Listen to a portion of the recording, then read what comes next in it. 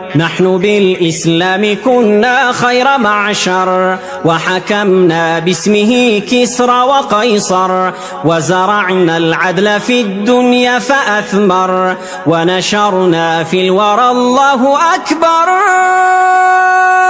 فاسألوا إن كنتم لا تعلمون مسلمون مسلمون مسلمون جري شهادة يسوس में يسوس वाकमो ना मगरते वन देखो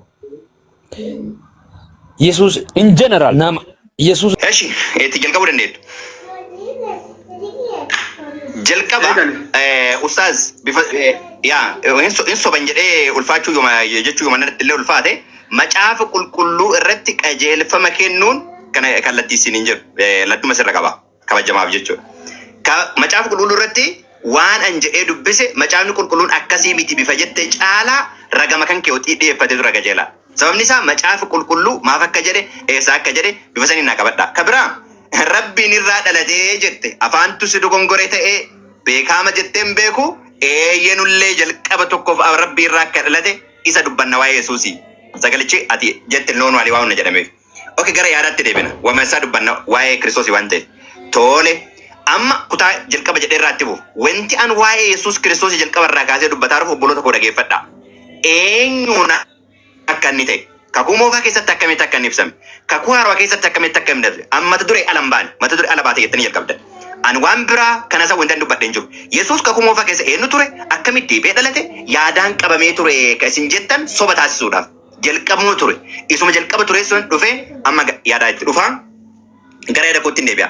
Kanaaf tokkoffaa Phexros boqonnaa 2 lakkoofsa 4 irraa maal jennee ture gooftichi inni isin gara isaa dhuftan kuni akka dhagaa jiraataati. Dhagaa jiraataa ka jedhu yaadannaa qabadha. Dhagaa jiraataadha. Dhagaa jedhaa akka obboloonni keenya bifa biraatiin jedhanii miti. Dhagaa isa jiraataadha. Namoonni dhagaa sanan tuffatan inni garuu Waaqayyo biratti fo'amaadhaa fi gati qabeessa.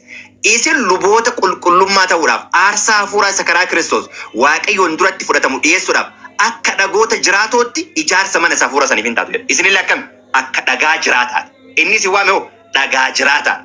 Kun ammoo bara barummaa isaa kan mul'isu ka haalaan hin jijjiiramne ta'uu isaa kan mul'isu garuu ammoo jiraataa akka ta'e dhagaatti ka fakkeeffame isa kanaaf jechuudha. Isa yaada qabadha. Dhagaan gaaraadhaa konkolaatee dhufee inni jirullee Daani'el boqonnaan 7 lakkoofsa 14 irrallee boqonnaa 2 lakkoofsa 45 irra ka jirullee isaan gara biraatti waan jijjiiranii fi fakkeenya maammartu dhagaa san dhufe jedhanii waan walitti hin galle waan jedhanii fi isa yaadannaa qabadha. Mata duree waa'ee Maammadii Phaawulos irratti waan dubbannuufi sangaabsan badina itti deebina. Okay. Tokkoffaa Qorontos boqonnaa 10 lakkoofsa 4 irratti hundumti isaanii dhugaatii hafuuraa isa tokko keessaa dhuganiiru isaan kattaa ammallee isa dhagaa jiraataa jedhu kan isa guddicha isaa wajjin adeemaa turetti dhuganiiru. Kattaan guddichi sun immoo inni jedha Kiristoos Yesuus isa bara baraan jiraatu baraabarummaa kan hin sochoon garuu jiraataa nus akkasuma gara isaa dhufne jechuudha. Isa kana mul'isuudhaaf akka inni jiraatu argina. Inni biraa Ibroota boqonnaa 4 lakkoofsa 14-15 irratti waan hundumaan akka kenna akka ta'e jedha. Amma pooyintiin guddaan kan waan hundumaan akka kenna ta'e gaafa jedhu maal ture inni jalqaba. Jalqaba maal ture deebii akka kenna ta'e. Isa badhina itti dhufaatiin deemaa yaadumaan naa qabadha.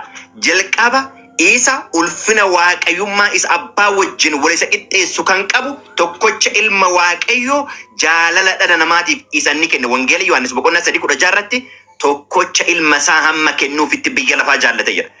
Tariitii isin bira jaalalli hin jiru. Jaalala wanti jedhu hin jiru. Sababni isaa kennaan inni kenne hin jiru. Ufumaa of jijjiira jechuudha. Waa jedhee ka'eeti yoo kanarraa nyaattan du'a duutan jedhee ka'eeti bakka adiisaa jedheeti toobbattanii akkasuma gootu jedhanii kenna garuu aarsaa isa kafalchiisa. Innis tokkocha ilma isaa jechuudha. Wangeela Yohaannis boqonnaa 3:16 isa kanadha. Akka ittiin deebitanii gara waaqaatti walitti deebitaniin hin jiru karaa ilma isaa yoo ta'een alatti jechuudha. Tole Filiphisius boqonnaa 2 lakkoofsa 6 inni bifa waaqayyummaatiin utuma jiru ulfina waaqayyummaa amma dhufee lafarratti dhalachuu isaa jechuudha. Ulfina waaqayyummaa isa abbaa wajjin wal isa qixxeessu wanta qabatanii itti hafanitti lakkoofne. Inni ulfina sana gadhiisee akka waan tokkotti hin gallee of godhe bifa garbummaa fudhate fakkaattii namummaatiin dhalate waan hundumaan nama ta'e. Kan naman turre santu nama ta'e. Ilaala kan naman turre nama ta'e. Okay ulfina waaqayyummaa inni jedhu ammoo ulfina waaqayyummaa isa abbaa isaa wajjin wal isa qixxeessu ka jedhu wangeela Yohaannis boqonnaa 17 irratti ammas yaa abbaa ulfina isatu biyyi lafaa hin uumamin an si biratti jedhamu obboloonni kiristaanallee kan si biratti qabuun isa biratti isa keessa jiraan jiru si biratti qabu. Ulfina maali? Ulfina waaqayyummaa. Ammallee maal naa godhi jedhe? Ulfina naa kenni jedhe. Maaf naa kenni jedhe? Sila ulfina waaqayyummaa isa abbaasaa wajjin wal isa qixxeessu qaba gadhiise maal waan godheef? Waan dhufeef. Ulfina waaqayyummaa isa nama ta'ee fi namummaa uffate ka jedhu isan dubbii lachuu nan tuqaa yaadannaa qaba. Okay. Macaafa qulqulluu keessatti ammallee tokkoffaa Phexros boqonnaa 3:18 irratti Kiristoos immoo gara waaqayyootti isin fiduudhaaf jedhe. Kiristoos gara waaqayyootti isin fiduudhaaf jedhe yeroo hundumaaf akka ta'utti al tokkocha cubbuu namoota baay'eetiif dhiphateera. Inni qajeelaan foon uffatee qooda warra jal'ootaa ajjeefamee hafuuraan jiraachifame jedha. Kana kan dubbate Phexros isa Kiristoos wajjin turedha jechuudha. Foon maal godhe? Uffatee. Beekaa koo nama ta'ee fi namummaa uffateellee lachuu Kiristoos hin mul'isa.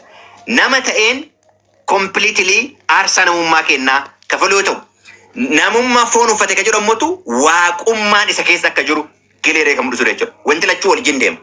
Baay'ee gaarii. Akkasumas Qolaasiyaas boqonnaa 2:10 irratti maal jedha? 9 irratti guutummaan waaqayyummaa namummaa Kiristoos keessa jiraata jedha. Guutummaan waaqayyummaa namummaa Kiristoos keessa jiraata. Kun maal ka jedhuun waliin deema? Foon uffate ka jedhuun deema. Waa lama walitti qabatee deema jechuudha Kiristoos.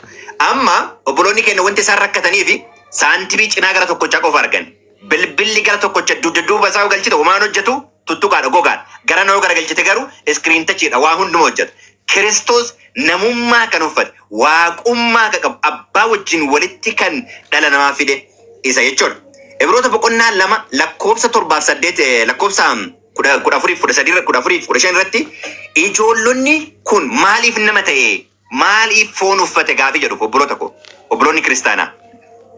Ijoollonni kun fooniif dhiigaan akkuma ta'an inni obboloota koo jedhee isaan waamu kunis akkuma isaanii ta'e.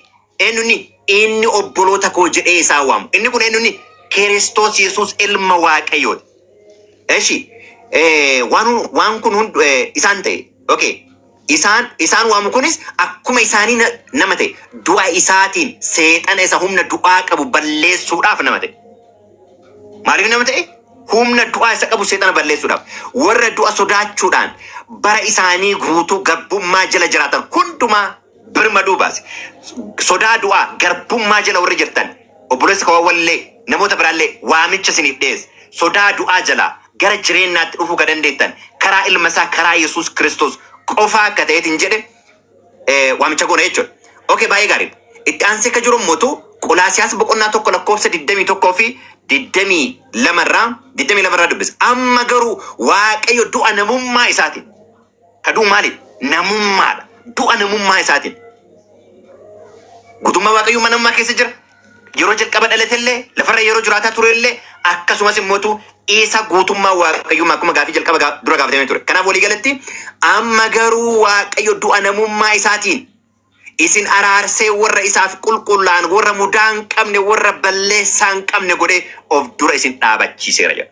Kanaaf sodaa du'aa jala hin jirru karaa ilma isaa karaa Yesuus Kiristoos deebinee gara isaatti waan araaramneef. Tole, Ibroota boqonnaa 2 lakkoofsa 7 irraa akkana jedha. Inni dhufee gara biyya lafaatti dhufe kun fakkeenya wangeela Yohaannis boqonnaa 14:28 irratti maal jedha? Abbaan koo na irra caala jedha. Isa kana yeroo baay'ee obboloonni koo kasaa fudhatan. Isa qofa miti, abbaa qofa miti. Akkana jedha macaafni qulqulluun. Yeroo gabaabaadhaaf ergamoota gad isa goote jedha. Gonfoo guddinaa fi ulfinaa mataa isaa irra keette. Yeroo gabaabaadhaaf. Jila muraa kana. Yeroo gabaabaadhaaf. Kan inni nama ta'e kan ergamoota gad ta'e. Lakkoofsa 9 irratti illee haa ta'uuyyuu malee isa yeroo gabaabaadhaaf ergamoota gadi ta'e dhiphatee du'uu isaatiin amma gonfoo guddinaaf ulfinaa mataa isaa irra kaa'e Yesuus in argina. Kun ayyaana Waaqayyoo inni nama hundumaaf du'u mi'eeffatee akka ilaaluuf jira. Kanaaf yeroo gabaabaadhaaf dhala namaa karaa isaa fayyisuudhaaf. Tole, yeroo gabaabaadhaaf kan kana ta'e kuni jalqaba isa abbaa wajjin ture isa gara biyya lafaatti dhufedha. Amma asirratti xiyyeeffadha na laala. Ergamichi sila Lukaas boqonnaa 1 dubbiseera waan ta'eef. Lukaas boqonnaa 1 dubbiseera waan ta'eef. 35 irraa dubbisan. Ergamichi immoo hafuurri qulqulluun si irra bu'a. Humni abbaa si golboba. Kanaanis mucichi si irraa dhalatu kuni qulqulluudhaa fi ilma waaqayyoo jedhama. Obboleessi keellee kana dubbiseera kan ilma waaqayyoo jedhee dubbise. Ilma waaqayyoo akka inni ta'e yoo fudhatte jireenya bara bara argatta. Baga gara dhugaatti dhufte. Yoo sanillee fudhanne. Okay, inni pointiin amman tuquu barbaadu humni abbaa si golboba ka jedhu kana yaadannaa mura. Humna abbaa ka jedhame kun eenyunni? Humni abbaa si golboba ka jedhame kun. Tokkoffaa Qorontos boqonnaa 1 lakkoofsa 24 irratti warra waaqayyo waameef garuu Yihuudotas taanaan Giriikotas taanaan Kiristoos humna waaqayyooti. Humna abbaati jechuudha. Kanaaf si golboba ka jedhame ilma waaqayyooti. Isa guddina isaatiin Maariyaamiin dura ture kan gara biyya lafaatti dhufe kan Maariyaamiin golbobe kan garaa ishee keessa seene Kiristoos ilma waaqayyooti malee akka qilleensa garaa ishee keessatti offi jedhanii itti afuufan jedhan sanii miti. Isa jalqabee ture ilma waaqayyooti jechuudha. Tole gara macaafa qulqulluutti yeroo isin deebisu inni kun isa macaafni qulqulluun wangeela Yohaannis boqonnaa 1 lakkoofsa 1 irratti maal jedhudha? Sagalichi jalqaba waan hundumaa dura ture jedha. Isa kana kutaa biraatti hin deebi'a. Daqiiqaa 10 boodaafanitti. An quraana irraa waan dubbadhu qabu. Ragaa quraana irraa obboleessi kiyya dhiyeesse quraana keessaa Kiristoos ilma waaqayyoo akka ta'e waan mormuuf kun mormituu Kiristoosiiti. Kiristoos ilma waaqayyoo akka ta'e abbaan ammootu isa ilma isaatiin kan ilmi kiyya inni an jaaladhu jedhe waan ta'eef kana waan mormuuf quraanni ammootu mormituu Kiristoosii keessaa tokko jechuudha akka namanu. Kanaaf ragaan achi keessaa dhufu hundinuu mormituu Kiristoosiiti. Saniitti waan gatii guddaa kennuuf hin qabu waan. Okay, sagalichi jalqaba waan hundumaa dura ture. Amma sagalichi jalqaba waan hundumaa ture ka jedhu kana ilaallu. Inni kun uumaa boqonnaa 1 lakkoofsa 1 irratti garuu maal jedha? Waaqayyo jalqabatti bantii waaqaaf lafaa uume jedha. Yeroo waaqayyo jalqaba bantii waaqaaf lafaa uumu kana ilmi waaqayyo isa wajjin ture jechuudha. Sagalichi jalqaba ture gaafa jiru. Itti aansee sararri jiru maal ka jedhu? Sararri itti aanee jiru sagalichi waaqayyoon bira ture jedha. Waaqayyoon inni bira ture kun eenyu inni gaafa jennu ammoo ergaa Yohaannis irratti Yohaannis yeroo dubbatu isa eenyu bira ture jedha. Lakkoofsa 2 irratti jireenyichi mul'ifameera nu isa argineerra isaaf dhugaa baana jireenya bara baraa isa abbaa bira ture jedha. Isa abbaa bira ture jedha. Kanaaf abbaaf ilmatu wajjin ture jechuudha. Wangeelli Yohaannis boqonnaan 1 lakkoofsi 1 waa'ee nuuf eenyu dubbata? Waa'ee abbaa fi ilmaa dubbata jechuudha. Kanaaf sagalichi ofii isaatii maal ture? Waaqayyo ture. Kan ammoo eenyu ture gaafa eef macaafni qulqulluun gaafa dubbatu waa'ee Yesuus Kiristoos kutaalee biraatti ittiin deebi'a. Sararuma kana waan xumuruu dabaluuf asuma itti dabale. Macaafni qulqulluun maal jedha? Eenyu akka ta'e dhugaa ka'anaaf ba'u qaba jedha. Luqaas boqonnaa 10 lakkoofsa 22 obboloonni kiristaana rogatti naa ilaalaa kan. Itti fufee namoota achi turaniin abbaan koo waan hundumaa dabarsee anatti kenneera. Abbaa isaa duwwaatu beeka malee ilmi eenyu akka ta'e beeku hin jiru. Ilma isaatii fi warra ilmi isaatti mul'isuu barbaadetu abbaa beeka malee abbaa eenyu akka ta'e beeku hin jiru. Interesting. Abbaa malee ilma ka beeku hin jiru. Kanaaf abbaan maal jedheen Kiristoosiin? Kan ilmi koo inni an jaaladhu jedheen. Kan ilmi koo kunoo sagaleen immoo inni kun ilma koo isa jaallatamaadha. Gammachuun koo isatti raawwatama jedheen. Isumatu Ibroota boqonnaa 1 lakkoofsa 1 irratti nu macaafa guutuu fudhannaa ka barbaade irratti gaafii kaasaa kuneessaa dhufe jechuun hin danda'amu. 1 lakkoofsa 10 irratti 8 irratti akkana jedha. Abbaan waa'ee ergamoota illee jedha lakkoofsa 7 irratti inni ergamoota isaa keessa qilleensa akka godhu jedha. Ibroota boqonnaa 1 lakkoofsa 7 irratti waa'ee ilmaa garuu jedha. Abbaan waa'ee ergamoota yeroo dubbatu ergamoota isaa qilleensa godha. Waa'ee ilmaa yeroo dubbatu ammoo waa'ee ilmaa garuu teessoon kee yaa waaqayyo bara amma baraati uleen mootummaa keessa ulee qajeelummaati jedhan. Kanaaf akkuma Kiristoos aniif abbaan tokko jedhe abbaanis ati waaqayyoodha jedheera. Kana jechuun abbaan illee Kiristoos maal jedhaaraani? Aniifati tokko. Eenyummaa substance oneness jechuudha. Substance oneness jechuudha. Kanaaf eenyummaa Kiristoosii kana macaafni qulqulluun maal jedhaa? Ergaa Yohaannis isa 1ffaa boqonnaa 5 lakkoofsa 9-10 irraa akkana jedha. Isa namoonni dhugaa ba'an ilaala qofa kana. Isa namoonni dhugaa ba'an kan fudhannu yoo ta'e namni wayii waggaa 100 qaduuba dhufee Kiristoos akkasii miti jedha. Ka duuka buutonni waliin jiran kakka Yohaannis kakka Phexrosi kiliirii waa isaa dubbatanii ka biraa ammoo waggaa 100 qabooda dhufee lakkii ka duuka buutonni jedhan sun sirree miti jedha. Macaafni qulqulluun ammoo kan akkana cufa mataasaa. Isa namoonni dhugaa ba'an kan fudhannu erga taane inni waaqayyo dhugaa ba'u immoo maal godha jedha? Dhugaa ba'u isa hundumarra caala. Dhugaan waaqayyo inni ilma isaatiif dhugaa ba'eera jedhe. Maal jedhee ilma isaatiif dhugaa ba'e? Ilma kooti jedhee dhugaa ba'e. Maal jedhee dhugaa ba'e? Ati waaqayyoodha jedhee dhugaa ba'e. Eeruudhuma namni ilma waaqayyootti amanu dhugaa kana of keessaa qaba jedha. Namni waaqayyoon hin amanne garuu isa waaqayyo ilma isaatiif dhugaa ba'e waan amanuu dhiiseef waaqayyoon sobduu taasiseera jedha. Kanaaf amma akka obboleessi koo jedhaarutti inni waaqa tokkocha jedhaaru san sobduu taasiseera jechuudha. Sababni isaa waaqayyo maal jedheen? Kana ilma kiyya inni jaaladhu jedheeraan. Maal jedheeraan? Achi waaqayyoodha jedheeraan. Gaafa waaqummaa isaa mormitu, gaafa ilmummaa isaa mormitu, waaqa tokkocha isa kana ilmi kiyya inni jaaladhu jedhu san maal taasisaa jechuudha? Sobduu taasisaa jechuudha. Kanaaf ragaan gara quraanaatiin dhiyaatu hundinuu madda sobaa irraa waan dhiyaateef waa'ee Kiristoosii kiliirilii ibsuu hin danda'u. Kana kan dubbataaru akka macaafa qulqulluutti jechuudha. Eebbifama. Okay, TBS sa'aatiin kee dhumatee jira. TBS hiika 15 isaa kalammataa dubbatee jira. Ustaaza wal qophooftanii? Qophaa'ee jira. Eegalu? Eeywa. Eegala. Bismillah ar-Rahman ar-Rahim. Jalqaba irratti waan tokko tuqee fiiti biraa dura. Jalqaba irratti nama ta'ee wamaa'uma jedheeti waa dubbisaa ture ergaalee Paawulos keessa maaltu nama ta'e namatu nama ta'e moo waaqatu nama ta'e moo maaltu nama ta'e sirrii ibsine sagaleedha maaliidha waan tokko amma waan maalummaa Yesuus waan jedhamu takka ibsite hin qabdu akkana jedhame akkas jedhame akkana jedhame. Lammaffaa gabaabseetuman si deebisa zakannin jechuudha. Lammaffaadha immoo Qur'aanni ani fudhadhu saba saniif jecha irraa maal godhu nama mari'achuu dhufte Qur'aan irraa mari'attu maal godhu na wajjin mari'achuudhaaf maaliif Madiina yaamne? Maal irraa mari'achuudhaaf ana wajjin mari'achu maal irraa mari'achuudhaaf na waamte? An muslima ta'uu kiyya osoo beektu ani Qur'aan irraa mari'adhu achirraa dhufee akkana hin jedhamu akkas. Maa Qur'aan irraa eegan mari'anne na wajjin erga Islaamummaa irraa na wajjin hin mari'anne maal si wajjin mari'adhuuf na wajjin maal haasa'uudhaan Madiina waamne? Inni kun anaaf gaafii. Maaliif jennaan namni tokko hogguu nama wajjin mari'achuudhaaf na waamu? Amantiin kiyya akkana jedhaati kan kee akkana kanallee akkanatti wal bira finnaa jedha malee maal as teesseetiin ergaa Paawulos natti lallabuudhaaf yookaan ergaa Paawulos dubbisuudhaaf himi. Lama.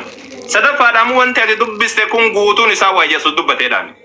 Yesuus Kiristoos Yohaannis 18 lakkoofsa 20 irratti ani mul'innatti barsiiseetiin jira walgahii keessatti bakka hunda barsiise dhoksatti waan tokko hin barsiifne jedha. Wanti ati dubbatte kun guutuun ifurshi sagalee Waaqayyooti wala naa Waaqayyo walqixa wala achi walqixa wala ulfina waaqayyummaa ulfina minammineeshin kunis furshiidha akkan maaliif jennaan Yesuus Kiristoos waan hin dubbanne waan abbaan hin dubbanne tokko itti fidaniitiin waan gochuun barbaachisu. Lammaffaadha Yesuus Kiristoos anaaf dhugaa kan bahu kan biraa tokko jira hogguu jedhu Yohaannis 5:31 irratti Waaqayyo abbaa ba'a. Yesuus Kiristoos anuu maal jedhee dubbata?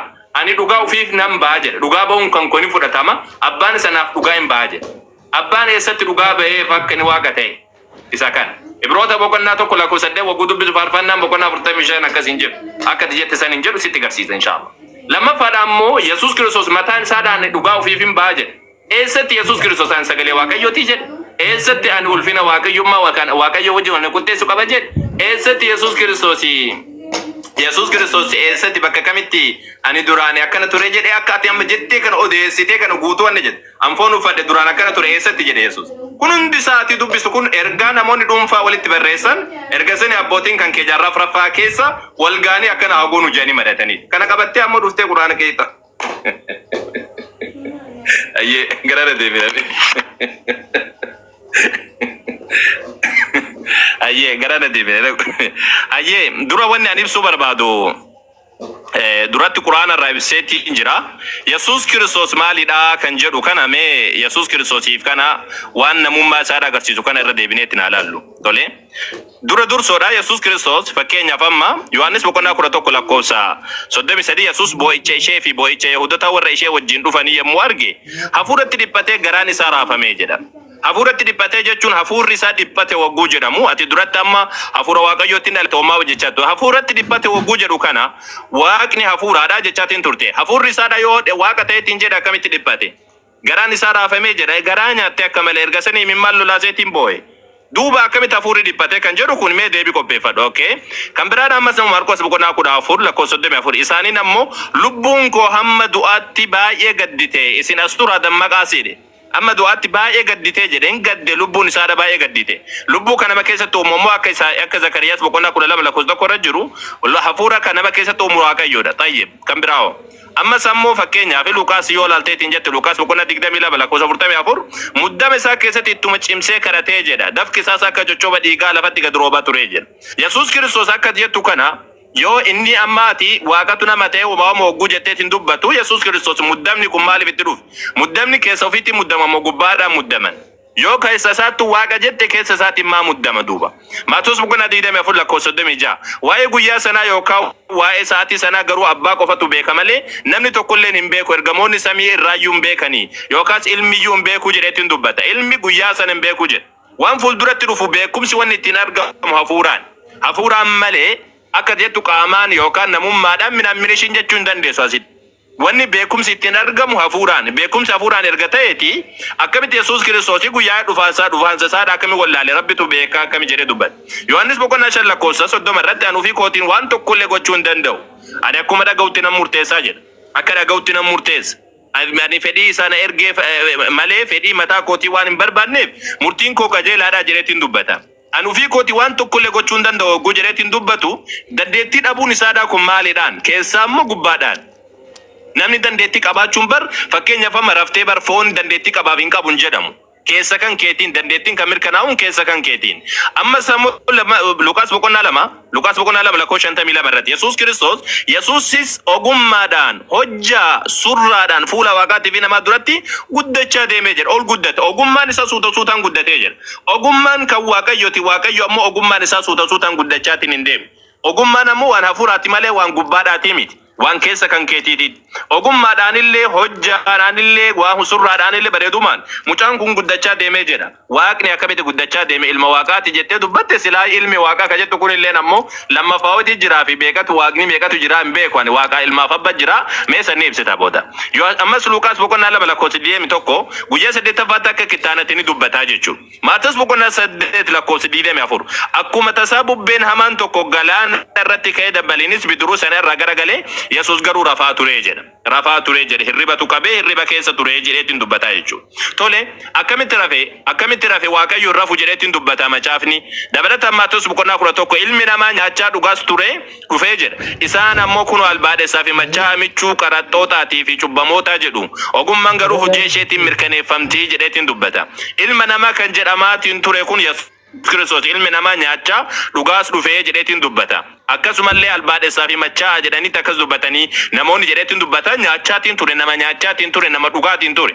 Akkamitti duuba amma Marqos 11 irratti guyyaa itti aanutti otoo Biitaaniyaadhaa baanu Yesuus beela'ee jedha. Tayyib Yohaannis boqonnaa 4 lakkoofsa 6 boolla bishaanii kan Yaaqoob tokko achi ture Yesuusis waan karaa deemuudhaan dadhabeef boolla bishaanii sana bira taa'e yeroon sunis sa'aatii 6 ture jedhe. In dadhabe bishaan bira ga'ee jennaan bakka bishaanii san bira ga'ee jennaan in dadhabe waan dadhabeef jedheetiin dubbata. Dadhabbiin ammoo keessa namatti dhagaamti malee gubbaadhaan miti. Kanaafuu amma qaama takka lubbuudha lama hafuura sadiin isaa tuyyuu waaqa miti nama malee waaqa miti kun hundi isaa tuyyuu waaqa nama malee waaqa miti. Ilma waaqaadhaa kaatti jetteetiin dubbatte sun ammoo ilmummaa waaqaadhaa kaatti jettu sanidhaa miti. Ilmummaa waaqaadhaa kan argamtuun tokkoffaadha. Ilmummaa waaqaa kan argamtuun tokkoffaadha. Wannaadhaan eenyu kana waan gaarii hojjechuudhaan nama Rabbiin subhaanahu wa ta'ala isa filate jechuudha. Nama Rabbiin subhaanahu wa ta'ala isa filate jechuu malee waan biraadha of keessaa hin qabdu. Fakkeenyaaf amma nama qajeeladha akka jedhamu mee waan tokko lama siyaa dubbisu. Roobee boqonnaa 8 lakkoofsa 14 irratti warri hafuura waaqaatiin qajeelfaman hundinuu ilmaan waaqaatii jedha. Ilmaan waaqaa baay'eedha jechuu agarsiisaa jechuudha. Maatiyos boqonnaa 5 lakkoofsa 9 irratti warri nagaa buusan eebbifamoodha ijoollee waaqaa ni jedhamuutii jedha. Akkana jechuun warri nagaa buusan jechuun hojii gaarii hojjette ilma waaqaa jedhamuu dandeessa. Kun rakkoo takka illee hin qabu. Dabalataan Yohaannis boqonnaa 15 lakkoofsa 18 irratti otoo isin kan addunyaa kana addunyaa taatanii sila addunyaan kan ofiisaa ni jaallata ture. Amma garuu waan ani addunyaa keessaa isin filadheef isin kan addunyaa kanaati miti. Kanaafuu addunyaan isin jibbaa jedheetiin dubbata. Biyyi lafaa kun isin jibba jedha. Gubbaadhaa dhuftan isin addunyaa kanaa miti jedhee wagguu dubbatu gubbaadhaa dhufu jechuun maal jechuudha? Hiikni isaa gubbaadhaa dhufu jechuun filatamuu jechuudha. Waan biraadhaa of keessaa hin qabu. ani isin filadhee jedha laal isin filadheef jedha sababa filatamaniif jecha nama filatame tuyyuu gubbaadhaa dhufe waaqa biraa dhufe akkana jedhame dubbatama malee akka jettu sanii waaqayyo dhalchee yookaan ammoo ilma qabaateeti miti jechuudha. Dabalataan ammoo waaqayyo wagguu akkana jedhameetti hin dubbatamu waan ati dubbatte kana waan amma ati dubbatte kana wal qabateeti yeroo dubbatamu waan ati jette kana walitti dhufu yeroo baay'ee. Fakkeenyaaf amma as ilaalame bakka tana taal. Hujii ergamoota boqonnaa afur lakkoofsa 27 irratti inni kun macaafni kun King James Version wagguu dubbatu maal jedha the holy child Jesus jedheetiin dubbata ilma qulqulluu jedha ilma qulqulluu Yesuusiin jedheetiin dubbata garuu ammoo hiikaa wanna biroo dhayte New International Version wagguu bere dhayteetiin jette asitti maal jedheetiin dubbata sirrilaal your holy servant Jesus jedha gabricha isaa qulqulluu jedha bakka gabricha jedhu kana laal warri macaafaadha wal harkaa dha'ee jennaani kun gabricha jedheetiin dubbata kun ammoo ilma jedha akka argaa jirtu kana kun ilma jedha kun ilma jedheetiin dubbataa jechuudha. Ilmummaa ugu jedhamu kana macaafa akkanatti macaafa kana jarri kun macaafa hiikkaa isa wallaalee kun akkas jedhu kun akkana jedhu kana qabatteetiin atammoo ilma qulqulluudha akka ragaa qulqulluu wayiidha harkaa qabdu akkasiin taasisuun sirriidhaa miti. Dabalataan fakkeenyaaf amma asitti arguu jirta hojii ergamootaat kunillee boqonnaa 8:38 irratti maal jedheetiin dubbata sii galtee asitti ilma itti dabalan bakka kanatti inni ni dubbata New International Version irratti ni dubbata jechuudha. Manuskriptiin gariin isiidha bakka kanatti ilmatti kan amanu is the son of God jedhaniitu dubbatan itti dabalamee jedheetti lafa kaa barreeffamni gariin itti dabalee jedha dabalataan ammas ammoo fakkeenyaaf amma seera wanna hojii ergamoota boqonnaa 3:13 irratti bakka kanatti bakkuun arguu jirta bakka kanatti arguu jirta his servant Jesus ka jedhu kana gabricha isaadha gabricha rabbiidha bakka jedhu kana yookaan hojjeta isaadha bakka jedhu kana garuu macaafni gariin kun King James Version ammoo maal jedheetiin dubbata sii galtee his son Jesus jedha ilma isaadha jedheetiin hiikaa jechuudha. Ilma isaadha jedheetiin hiika kun ilma kan jedhu kun abbo gabricha bakka gabricha jedhu ilma jedhaniitiin hiika warri macaafa keessaniidha bakka gabricha silaa jedhamuudha qabu ilma jedhanii isin hiikan wallabbii macaafaadha macaafni hundeedha siin jechu eenyu kana macaafni hundee afaan hundee itti dubbatame rakkoo qabaatee jennaan macaafni hundeedha hoo jiraatamoo ilma kan jedhu san meenaa fi diitinatti garsiis afaan Yesuus dubbachaa ture afaan Maryam dubbattuun ilma kan jedhu san mee macaafa waan sanin barreeffame hundee isaadha fi diinatti garsiis wallabbii macaafa keessa jiru kana mee araarsimee isa kanneen kun ilma jedha kun ergama kun bakkuma takka beeki bakkuma takka kun ilma jedha kun ammoo gabricha rabbiidha subhanahu wa ta'ala jedheetii yaamaa jechuudha. Maarkos boqonnaa 1 irratti ilma kan jedhamu guyyaa keessatti dabalame ilma kan jedhamu guyyaa keessatti dabalame the son of God ka jedhu kana manuskriptiin baay'een isiidha hin qabdu waan kana hin qaban si galtee do not have the son of God jecha akkana jedhamtu kana manuskriptiin gariin isiidha hin qabdu jedheetiin dubbata guyyaa keessa warri macaafa olii gad fu baratan sun harka namaatu keesseeneetiin olii gad borchee macaafa dabalaa irraa hirrisaa achi oofaatiin asiin gaan ilma kan jedhamu kun qulqullinnaan dhufee as ga'ee jira. Dabalataan afaan Giriikiitiin ilma kan jedhamu kun jecha paaz jedhameetiin fayyadamamuudha.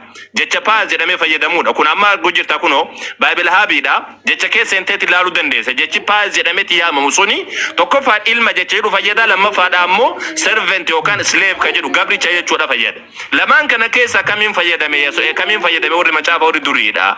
Jecha paaz jedhu kana hiika isaadha ilma ka jedhuu fi gabricha ka jedhu kana wal jalaa dhawee jennaan namni dhama'eetiin dhumu jira. Yaa beso ilma kan jedhamu mee lugaa Yesuus dubbachaa tureen yookaan barattoonni dubbachaa turaniin afaan Aramaayikiitiin ilma kan jedhamu yookaan afaan Ibruutiin ilma kan jedhamu mee naa dubbadhuutiin haafidi macaafa hundeerraa jechuudha hin jiru afaan Giriik keessatti ammoo jecha paaz jedhutu fayyadamamaatiin ture jechi kun ammoo jecha hiika lama kennu jechu tokko ilma kan jedhu lammaffaa ammoo servant kan jedhu yookaan ammoo gabricha kan jedheetiin dubbatamu jechuudha. Tayyib tole amma akka jedheetiin dubbate namoonni biraas ammoo jedhamanii jiru ilma kan jedhaman fakkeenyaaf ammoo Luuqaas boqonnaa 3:3 irratti 33 irratti maal jedheetiin dubbata ilma jedhameetiin jira deebii isaadha booda irratti kennaa fi waan kaanii wal qabatee jechuudha. Ilma jedhameetiin jira mee baneetti mul'isa boqonnaa 3:33 eeywa. Ilma enosede ilma seeti jedhe ilma Adam ilmi Adam ammoo ilma Waaqaa jedha Adam ammoo ilma Waaqaa jedheetiin dubbata jechuun amma sammoo seera uumamaa irratti malaayikaan ilma Waaqayyoo jedhamanii jiran boqonnaa 6:2 irratti maal jedheetiin dubbata ilma waaqaa jedhe akka intallan namoota babbareedoo ta'an argan isaan keessaas abbuma filatan fuudhanii jedheetiin dubbataa jechuudha. Ilma waaqaa akkuma si dubbate kana ilma waaqaa ka jedhamu sabni Israa'el ilma waaqayyoo jedhamee jira. Dabalataan ammas ammoo Efreem akkas jedhameetiin jira. Israa'elis mataa isaatu jedhameetiin jira. Salamoon jedhameetiin jira. Daawit jedhameetiin jira. Nabiyyoonni hedduu jedhamee jira. Ilma waaqayyoo kan jedhaman baay'eedha. Kanammoo ilma waaqayyoo jechuun maal jechuudha hiiknisaa? Namni hafuuratti jiraatu hundi isaatu ilma waaqayyoo akka jedhu san amantiidhaan qajeelummaadhaan waan argatan malee Yesuus Kiristoos mataan isaadha akkuma barattoota kaawwanii akkuma namoota kaawwanii abbaa kootiif abbaa keessan jedhee malee an kophatti rabbiif ilma jedhee dubbateen beeku jechuudha. Isa kana ammoo bakka takkatti tana baneetiin ergasanii geessa daqiiqaan kiyyala waan dhumataa jirtuuf jecha asirratti ibsa kennee geessa jechuudha. Maal jedha Yohaannis boqonnaa 20:17 irratti jechuudha. Yesuus ani ammallee gara abbaatti ol hin ba'iniif anan tuqin jedhe.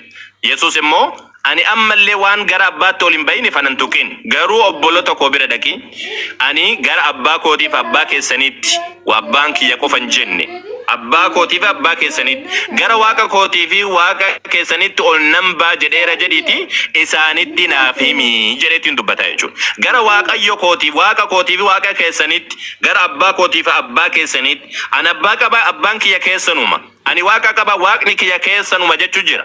Afaan ifa galaadhaan dubbachuu jira. Kanaafuu Yesuus Kiristoos abbaa wagguu jedhu sani abbaan isaadha abbaa namoota biraatiin addaa miti. Inni illee waan addummaa qabu hin qabu akkuma duratti dubbise Roomee boqonnaa 8 irratti waan inni argatu guutuma arganna jedheetiin dubbata. Lakkoofsa 23 irratti Phaawulos waan inni argatu guutuma argata jedha. Jecha Yesuus irraa sun deebisee gaariidha. Assalaam. Okay, sakandii 5 dabaltanii beesota sakandii 5 dabalamee dhiiftee yookaan ammoo ta'e dabalatti sakandii 5.